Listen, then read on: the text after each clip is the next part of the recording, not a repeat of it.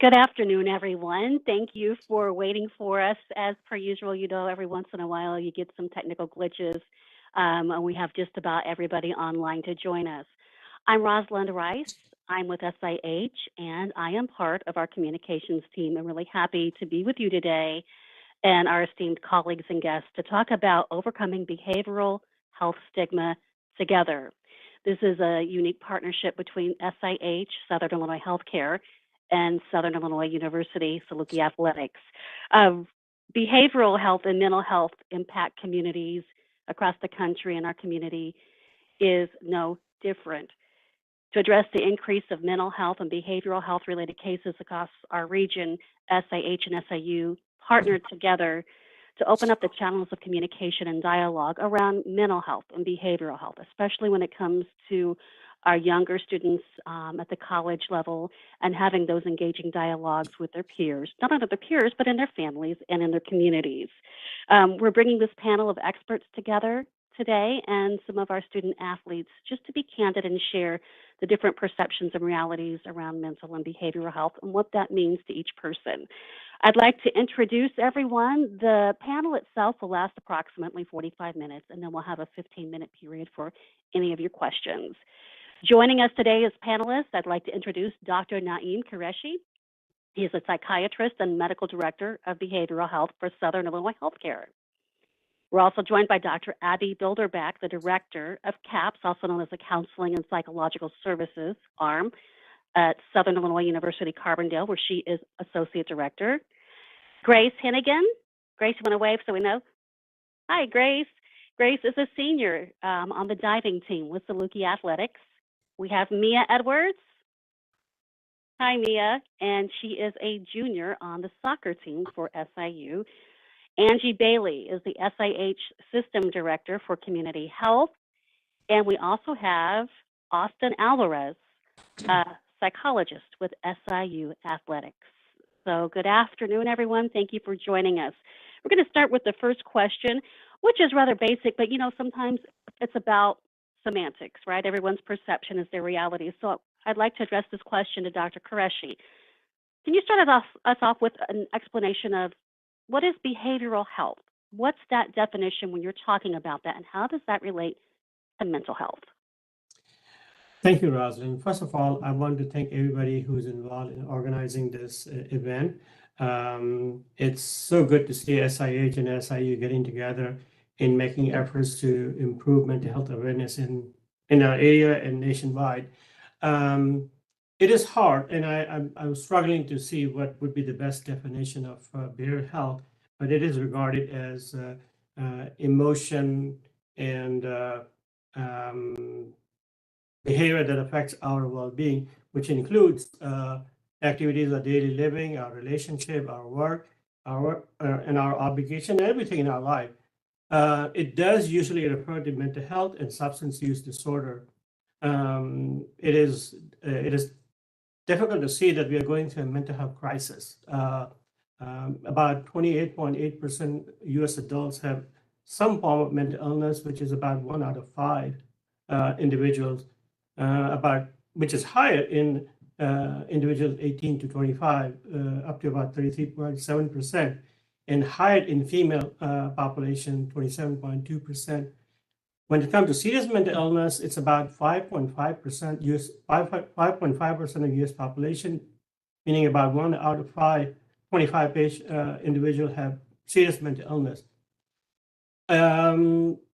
It's about 49% individual have substance use disorder. 4.9% individual about age 18 have serious suicidal thoughts. 1.3% made plans to kill themselves, and 0.3% attempted suicide. So it's a huge mental health crisis, which needs to be addressed by awareness and elimination of stigma.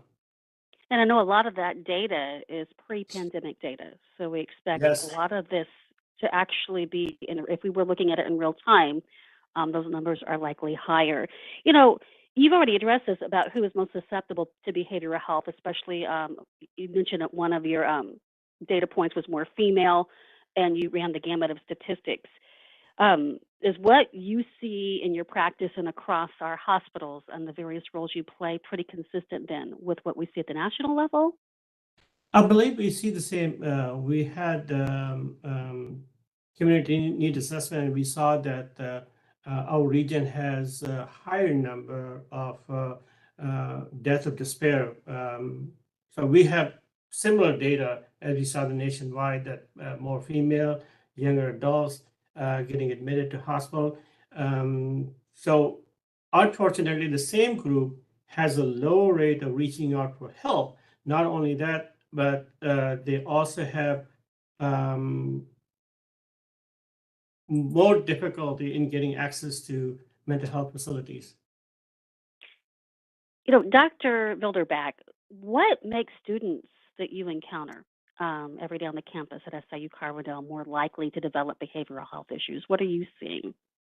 I really think that it's a combination of, genetics and environment. And so, some students have a history within their family of serious mental health concerns. And so, they may develop similar, concerns as their family, but also environmental concerns. So obviously transitioning to college is a stressful, situation, being able to keep up with academics, social learning and other responsibilities can be pretty intense, and so the environmental stress also plays an impact. And so similar to what Dr. Kresge described, I think that we really see very statistically right on par with national statistics is who we're seeing here on our campus. But what we also see is that students have access to really good medical and mental health care here on campus. And so we have a higher rate of help seeking than a lot of folks out in other communities maybe before they transitioned here to school. Okay, thank you, Dr. Bilderback. This next question is for Grace Hennigan. She's a senior on the diving team for Saluki Athletics. So, Grace, in your experience, um, what are some of the factors you see impacting your fellow athletes when it comes to mental health? Yeah, so I think as student athletes, we're on a very structured routine basis. And I think we all grow up like that as an athlete, doing sports your whole life. So I think that contributes greatly to, your daily tasks and how you go about things. And that's something I think I'm struggling with now as a retired athlete. I'm finding I have less motivation than I did when I was doing a bunch of things and 2 practices a day. But I think being on that structured routine with our sports, that kind of keeps us on our toes. Is this something you've talked about with some of your colleagues that were actually active in collegiate sports and now that season in their life is kind of waning down, just finding that new balance? Mm-hmm. Yes. This next question is for Mia. Maybe from your perspective, what are you experiencing when it comes to talking about issues with mental and behavioral health among you and your colleagues? Is there anything really pertinent to this that's meaningful to you? Yeah, I'm only a junior, so I'm not retired yet, thankfully. But as going through our soccer team, we have come through a lot of like adversity and changes with just soccer in general. But how we've discussed behavioral and mental issues, a lot of it stems from, school injuries and all of that outside things that come within our sports. So that comes into conversations a lot. Injuries play a huge part into especially behavioral and mental issues that we face, and it can be very detrimental for us. So especially for soccer being as big of a contact sport as it is, you're facing those challenges more likely. And so for us, that's where it comes into how it affects our performances and so forth, or how we go about playing our sport, because we face so many adversities and challenges on a pretty daily basis when it comes to playing soccer. That is really great insight. I'd like to pivot this next question or pose this next question to Austin Alvarez. He is a psychologist with SIU Athletics. And let's talk a little bit more about that. The athlete and student that's graduating and transitioning from the structured lifestyle that Grace talked about to that period of uncertainty. How can that have a greater impact on these young people as they're going into this next phase of their lives or careers? Yeah, so something that I've talked with athletes in the past about, especially that transition out of college athletics, is just burnout from competing at such a high level for so many years. And that's not even just competitions, that includes practices, travel, everything that kind of coincides with being a college athlete. Um, Also, with that, I've talked with quite a few students who struggle with this sense of productivity when athletes are in the midst of their college careers or high school or travel, however you want to name it. There's almost this like obligation to like go to practices, stay sharp so that you can do well in competitions. Once that sport is over, there's this like, how do I build a structure for myself and stay motivated to maintain that structure? And if I can't, like, how does that reflect on me as a person? Um, Especially like when I was able to do this at such a high level in the past. Also transitioning, I when you get into college athletics, that takes up a significant portion of your time, and that's almost like a career, I want to say. And then to transition from I'm going to be an athlete, this is something I've been doing all my life, something I'm an expert in, to I'm graduating, maybe I don't want to pursue a career in athletics. I have to start over as not new, because the students have been going to college for what they want what they want to be for career wise, but almost being like the new person within a job, kind of learning how to navigate different environments that were they were just the expert in for so many years. Um, I've also worked with athletes who struggle with, do I try to go pro after this? What does that mean? Am I going overseas? Do I scrap this and try and pursue a job that has nothing to do with athletics? Do I go into coaching or uh, media, or there are a ton of different jobs that are associated with athletics, but balancing that aspect of their identity where they're not going to be able to do it the same way that they've been able to for so many years. And do I want to try something new? Is this something to kind of close completely or pursue in a different direction? Uh, and it kind of varies from individual to individual, like how that transition impacts them. Athletes rather sometimes the transitions are very smooth, and other times there can be some struggles with it. So And as I hear you explain that, it makes me think identity. yeah. This is this shifting identity at all times. We all go through it at various stages of our lives. How do you counsel and support um, these athletes as they're going to that next step? What advice do you offer them?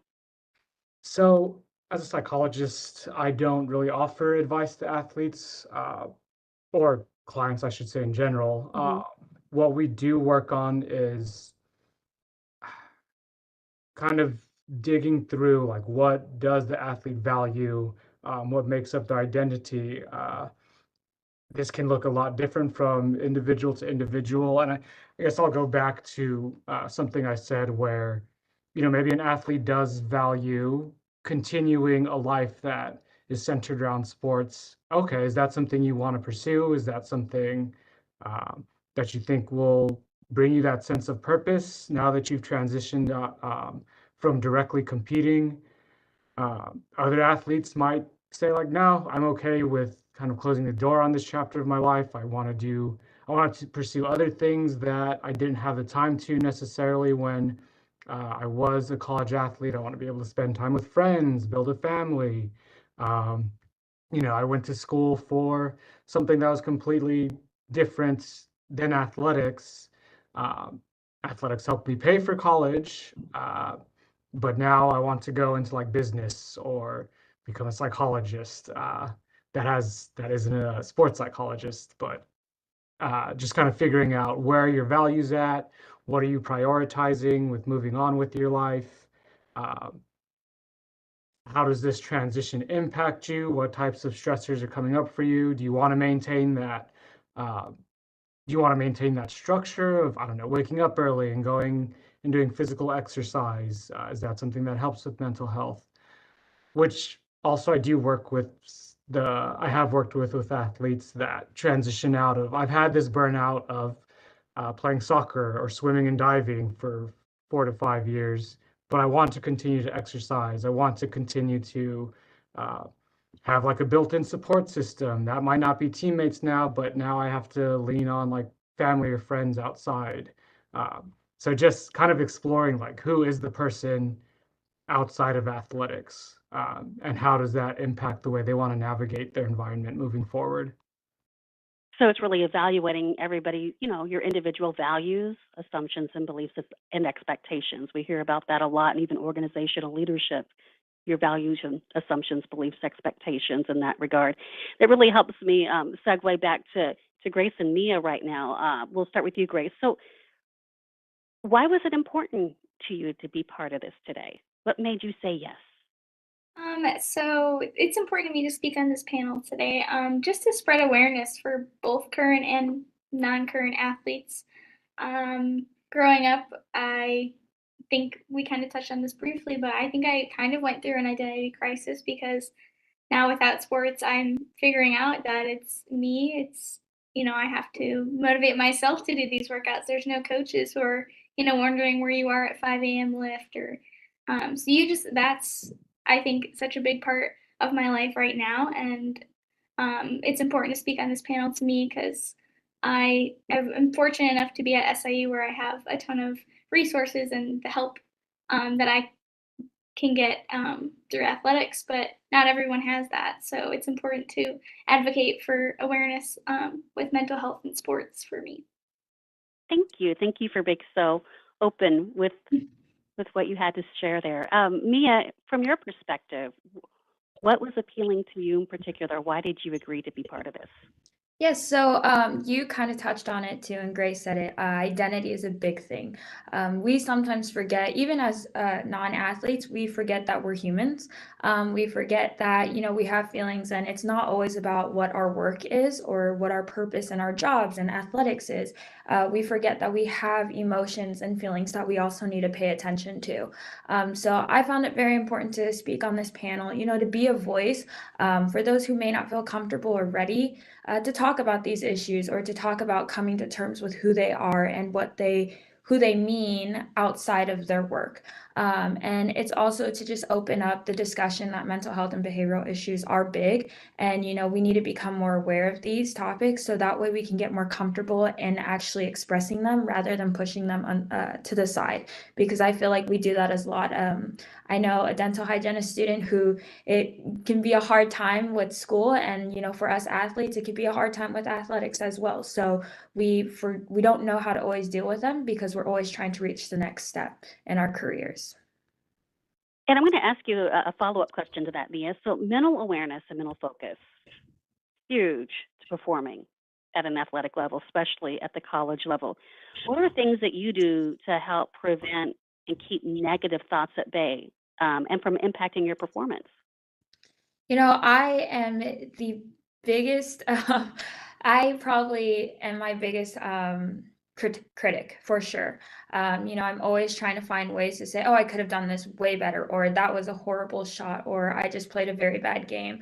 Coming off of an injury for the past, 3 years, actually, 2.5, it has been really hard to face these issues for myself. I feel like maybe I'm not getting better in my injury, or maybe I'm not stepping up for my team as I should be. So that was where I became very negative. To get those negative comments out of my head, I really had to uplift myself, find where I was creating the most positive impact. I did what I could for my team today by attending physical therapy, or just a little prayers that helped me here and there. Meditation, oh man, my patience levels can be so bad. But meditation, understanding that my purpose is coming later on. It was just really writing down what issues I was facing and how I can turn them around to make them a more positive outlook. So I'm a huge journal person. I love journaling. I love reading. So anything to work on like self-improvement and betterment, and also writing down what feels that I need to get better in or that I am improving on, and looking at it from a positive outcome was what really helped me stay away from those negative ideas to help get me ready for a season of comeback, which will be next fall. So I'm excited for you. I'm so thank excited for you. And I you. see Dr. Bilderbeck smiling and nodding her head a lot, especially as you were talking about that. We're hearing meditation, journaling, overcoming adversity, to be, I guess, sidelined with an injury for a little bit, and just keeping a positive mentality. Are you finding this particular generation? They seem to be. They're more. I still believe even with the stigma, from my perspective, they're more open and seem to be more willing to talk about feelings and struggles. I grew up in an era, I'm Generation X, where don't complain, stiff upper lip, no, I played tennis in high school. I was made to feel bad if I had shin splints and couldn't go on, or little things like that.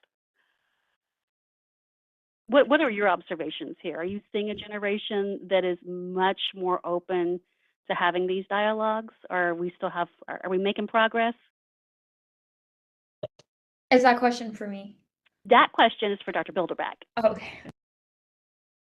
Thanks for clarifying. Okay. Absolutely. I do think that younger folks are more apt to seek support, are more apt to talk to their peers about their experiences and their struggles. And, I think that with what both Grace and Mia have described is leaning on their teammates and their fellow student athletes to be able to talk about what they're going through. And so I agree with you, Roz, that there has been some generational changes, and we still have a long way to go. Folks are a lot more open to going to see a medical doctor than they are to go talk to a counselor or a psychologist. And so there certainly is still a difference there between, medical care and mental health care, but we certainly are making some progress, which is great to see.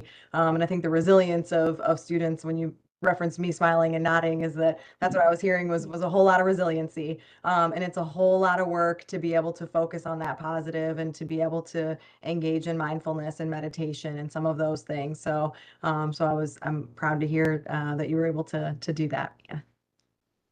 And Grace, I would ask this question of you. If you could go back in time and tell a younger version of yourself or a parent something about mental health, or where your perspectives have changed, is there anything that comes to mind for you? I would just love to write a whole essay to my younger self. But a couple things I would say, it's okay to be vulnerable. It's okay to ask for help. There are people who want to help you and help see you succeed. It's okay to reach out to peers. It's okay to acknowledge that you're struggling. I think the hardest lesson I had to learn for being an athlete was that that you're going to have negative days and you're going to struggle and you're going to make mistakes, but it's how you deal with it that will put you out on top. And I'm glad I had the support system I do, and I had at SIU. But that was a hard lesson I had to learn. And I learned, I think, a little too late, and I don't think I'm alone in that struggle either. Dr. Qureshi, as you hear the students, as you hear Grace and Mia, share their experiences and their thoughts, what's going through your mind as a psychiatrist and as a member of the community? Well, I'm glad that people are able to speak out and talk about their feelings and emotion. I do agree that our younger generation is more open and coming out and discussing. However, we still have a big stigma attached to mental illness.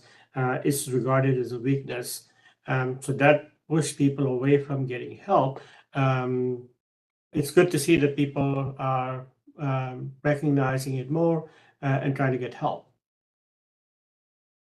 I'd like to ask this question now to Angie Bailey, the SAH System Director of Community Health. Every 3 years or so, SAH puts together a very significant document, lots of research, a number of community partners. It's called the Community Health Needs Assessment. And when this was unveiled a year ago, April, community health improvement, behavioral health improvement was a top priority. Can you talk a little bit about SIH's role and how that report comes together? And then what our communities can do to support each other and these kinds of conversations and resources. Yeah, so the community health needs assessment is done every 3 years, looking at data from our 11 county service area. So these are the counties in which 95% of our patients come to an SIH hospital.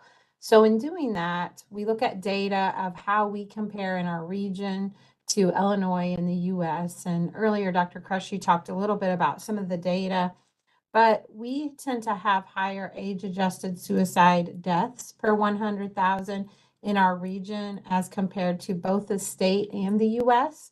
So we're at 14.5 compared to the state at 10.5 and the US at 13.8.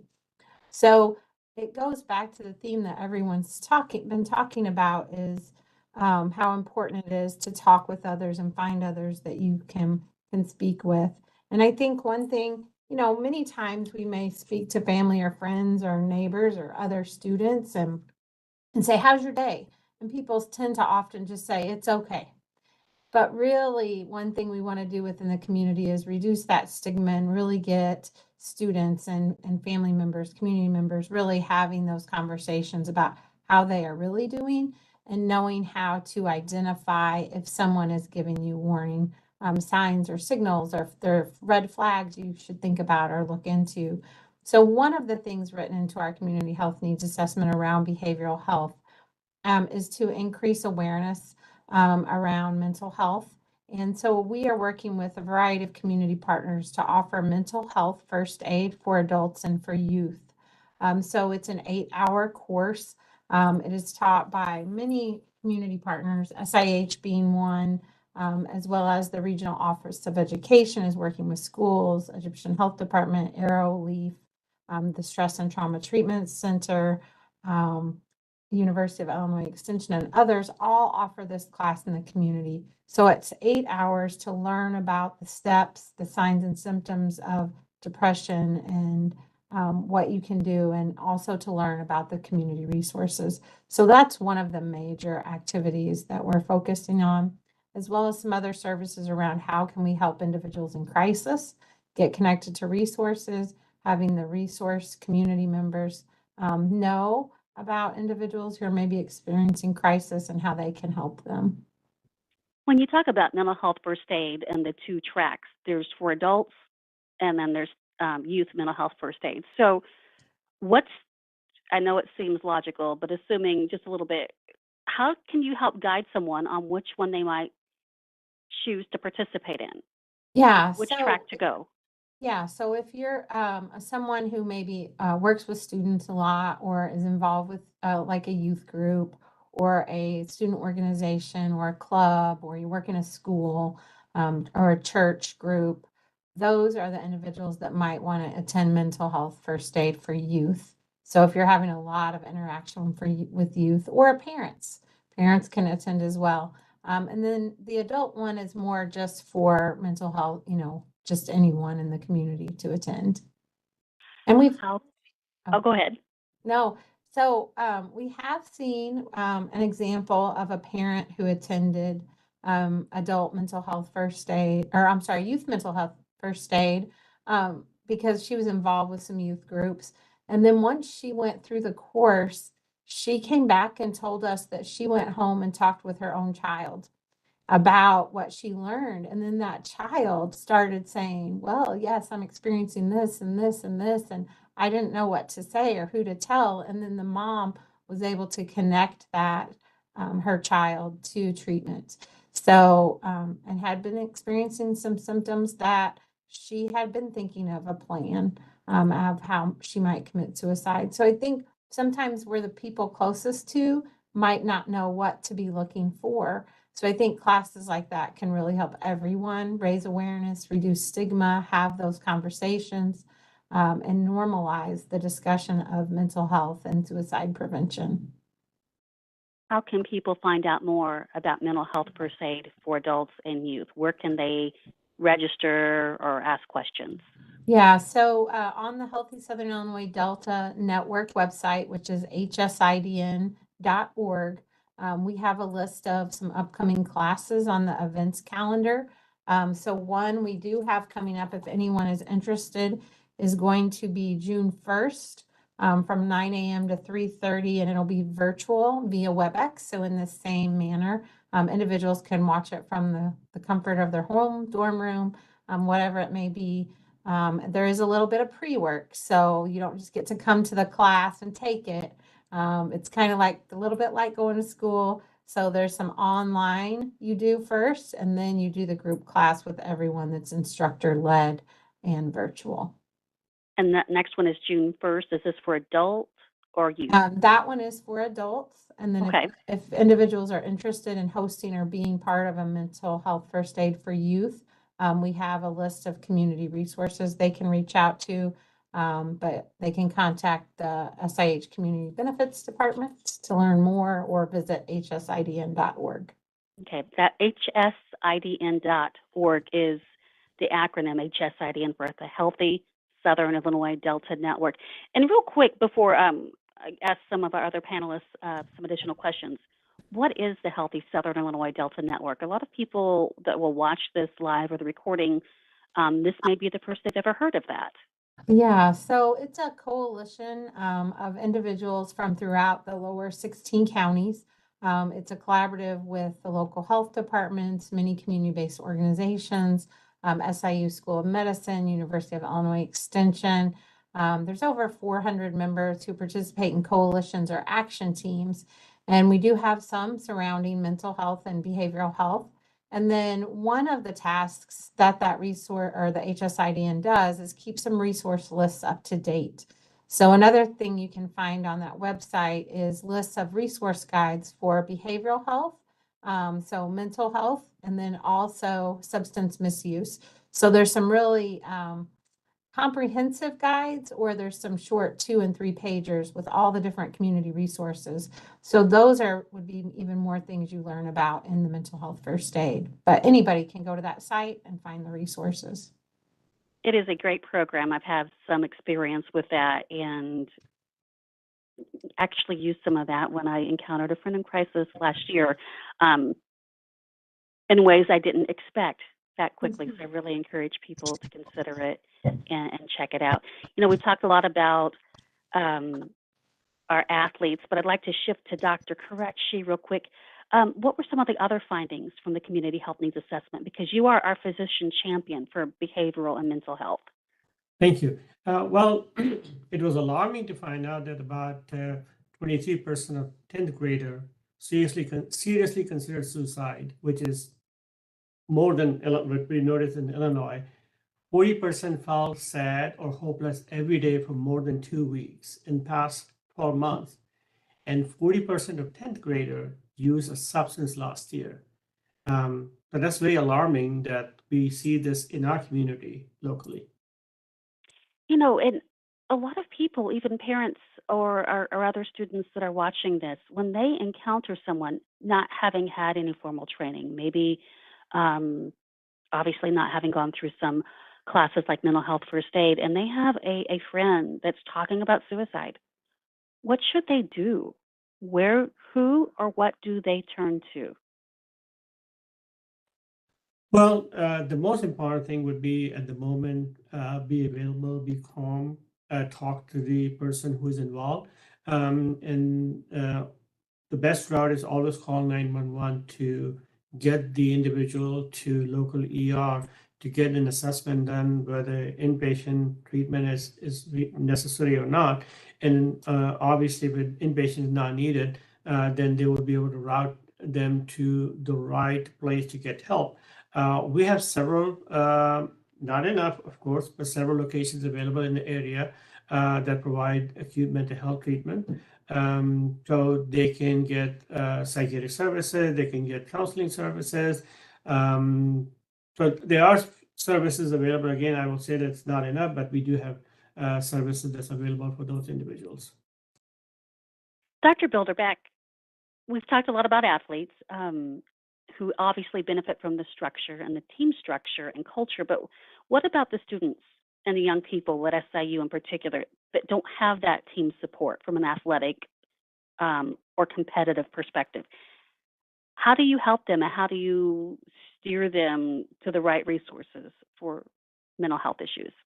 Absolutely. I think that part of that is establishing, what their interests are and then how to connect them with those interests on campus. And so, you know, I know Austin said earlier that we as psychologists, we don't give advice. And yet the biggest advice that I give on panels like this for students, especially that are coming to any college campus, is to connect with other folks on that campus. And so if a student comes into counseling and they're new to the campus or have been relatively isolated, we will talk to them about what are you interested in? What's your major? What are your hobbies?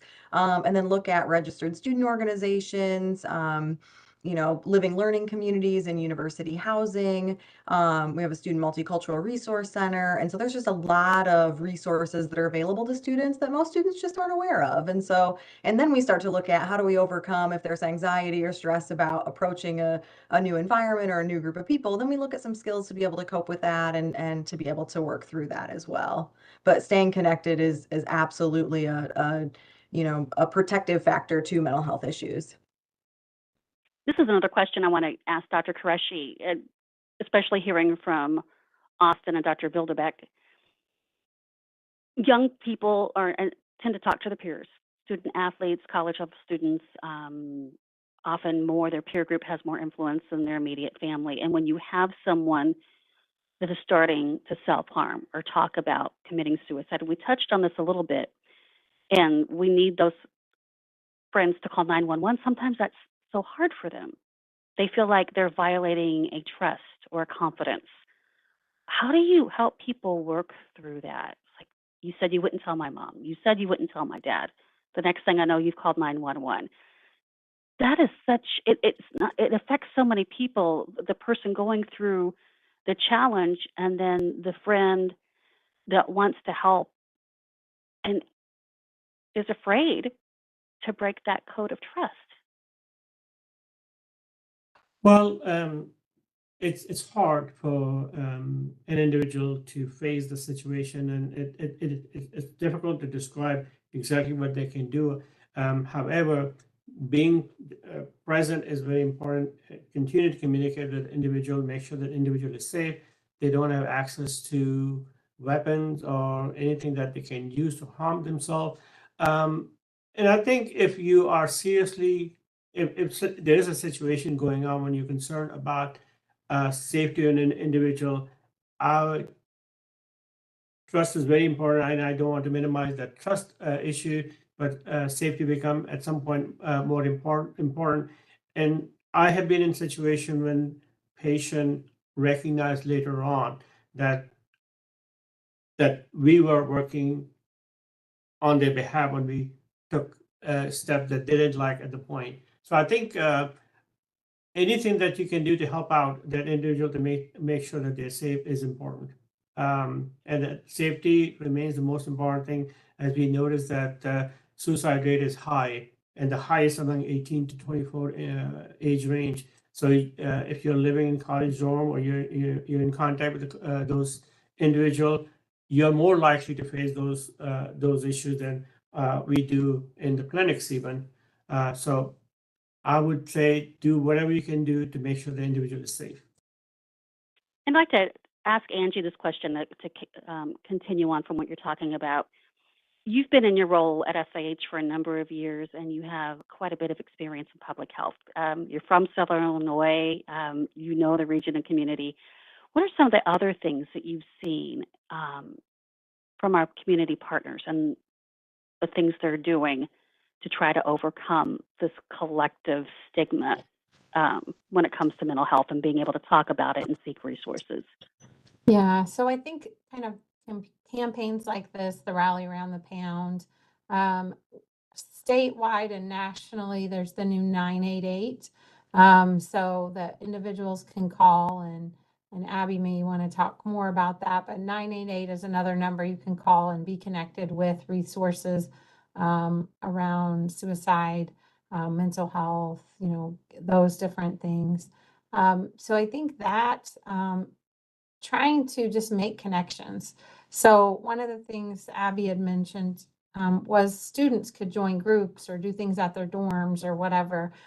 And also join, if you're an adult in the community or a community member, joining groups, join a faith community, join something like the SIH Second Act or a club, or just meet up with a group of friends once a week or once a month, just to make sure that you have those community connections and those people that are going to check on you, check in with you, they know you, and can just help you stay connected. So I think that is one important thing. Community partners are always doing different things and activities to help and support parents, to help and support like, you know, a variety of events to help with those connections. So I think just trying to do our best to stay connected with whoever in the community is so important. Austin Alvarez is a psychologist with Saluki Athletics. Anything you'd like to add that I didn't have the wherewithal to ask you?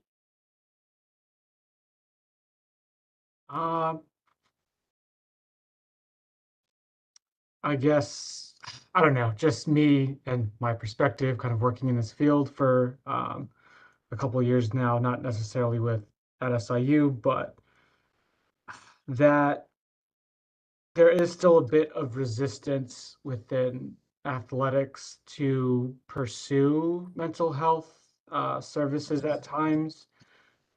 You know, there's this whole like be the tough athlete, rub some dirt in it kind of mindset where I should be able to handle stuff on my own. Um, you know, we're here to help. We want to be as much help to all the whole student population as possible. Um, I think it's great that athletics are starting to have positions with counselors embedded within that specific branch of the school. Um, and, you know, you don't have to meet criteria for a severe mental illness to benefit from therapy. Um, you know, during some self-disclosure, as a student, we were required to pursue our own therapy in order to graduate. It was so beneficial just to have a third party to kind of bounce stuff off of that. It's a different relationship than you might have with a teammate or a coach or a parent or a friend. And as a practitioner, I've met with students who come in that, you know, in the midst of their problems, they might think like, oh, this is something that doesn't warrant therapy, but then felt like, oh, there was a significant difference just being able to talk it through with someone. You don't have to come in for a whole year. We have walk-in services that students have really benefited from just from talking to someone for 20 minutes. And that's even been an avenue to pursue continued therapy after that. So yeah, you don't need to hit criteria for that. Also, I have noticed something just continuing on about getting connected. It's great to have an individual therapist, something that I do try and talk to students about that there's some resistance still towards is group therapy. It's a great way to come in and get that support from peers and other people who might be in a similar position as you. And I don't know if it's like just kind of social views or um, you know, whatever goes into it that sometimes group therapy looks at as like less than individual therapy. And I would describe it more as different. Uh, and if that's something that, you know, students think they can benefit from, we can definitely provide more information on that at CAPS, or just speaking with any type of clinician. And as you're trying to get connected or you feeling alone, that can be another great avenue to kind of get the support that you need. I'm happy to hear that too, because as we're enduring, you know, the prolonged impact of the COVID pandemic, and things have started to go back allegedly to what we now call normal, there is a lot of loneliness. Just people are so lonely and spend so much time online, and those virtual connections are real. And it's nice to have some of that in person. That human touch and somebody, you know, sitting across from you, maybe holding your hands or being able to give you a hug. Dr. Qureshi, I know you have a couple of questions you'd like to ask our athletes, Mia and Grace. So, Yeah. And I want to add to what you say.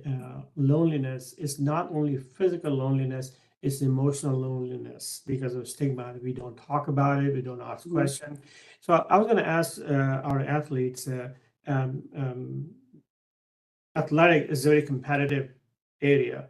And do you think that reaching out for help, for mental health, could be regarded as a sign of weakness for those individuals who are in competitive work?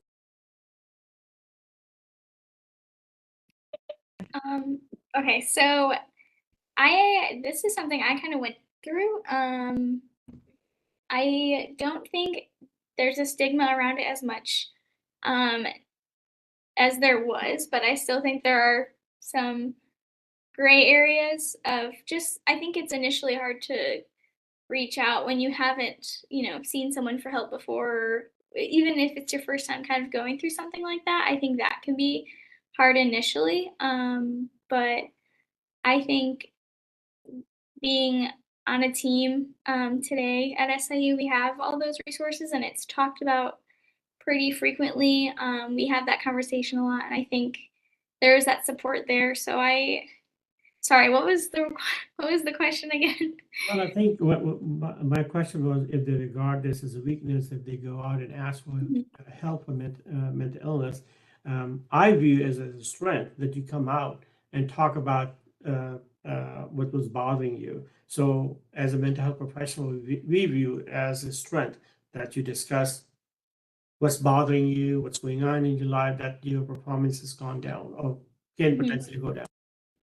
Yeah, I don't see that as a weakness. I think it takes courage to not only acknowledge that you're struggling and something you've been doing for so long and something that you've loved, but there's also, you have to be really strong to then go extend your reach and ask somebody for help and be vulnerable. I think that's really hard to do.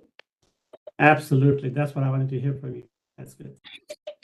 I can kind of add on to that as well. I feel like for a competitive environment, we do tend to see it. So in the world of soccer, I feel like we sometimes look at it as a weakness. And it's very sad to say because for me, I will not lie, I did see it as a weakness to go out and ask for help or to feel as if I had to lean on to my teammates when I should be standing my own because I feel others are as well.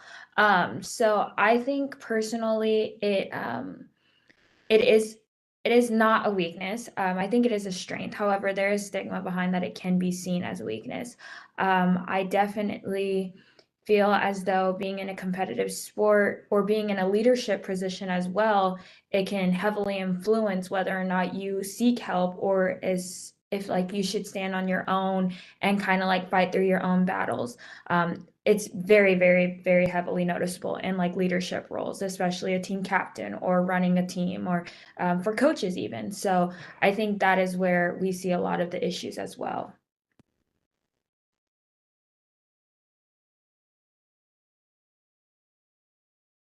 It looks like we're having some technical difficulties, and it appears that the folks that are online from SIH may have gone offline. So we'll continue the conversation until they return. Austin, did you have something you wanted to add, or?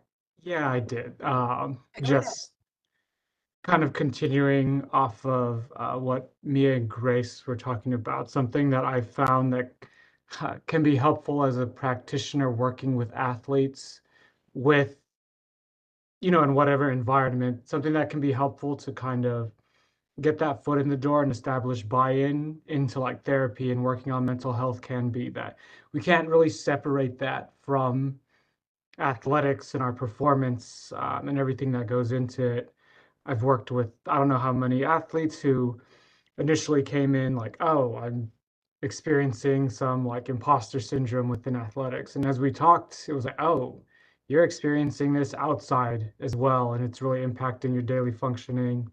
Perfectionism is a big thing that, if I'm doing it here, uh, chances are it's happening in other aspects of your life. And then also just the effects that like stress or depression and other symptoms of mental health, how that can go negatively impact performance. So kind of just approaching athletics from that holistic view, it would make sense that dealing with mental health would help you be the best athlete you could be in the long run. And just a chance to address other things that might be coming up in your life as well. Could I add something as well. Especially, I think we talk about a team environment, but we don't really talk about individual sports. I feel like individual sports play a huge effect in it.